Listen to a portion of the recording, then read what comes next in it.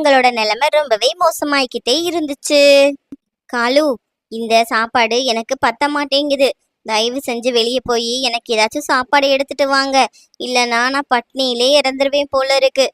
எவ்வளவு சாப்பிட்டாலும் எனக்கு ரொம்ப பசிக்குது காலு. ராணி, உனக்கு கொஞ்சமாவது மனசாட்சி இருக்கா? நீ எனக்கு இருந்த சாப்பாட்டையும் சேர்த்து சாப்பிட்ருக்க. அது மட்டும் இல்லாம நம்ம மழை காலங்கள்ல சேமிச்சு வச்சதையும் சேர்த்தே சாப்பிட்ருக்க. இனிமே எப்படி நாம சர்வே பண்ண போறோம்னு எனக்கு தெரியல. இதுக்கு மேலையும் நீ சாப்பாடு கேக்குற, என்னத்த சொல்றது? அட என்ன காலு, இப்படி முட்டாளா இருக்கீங்க?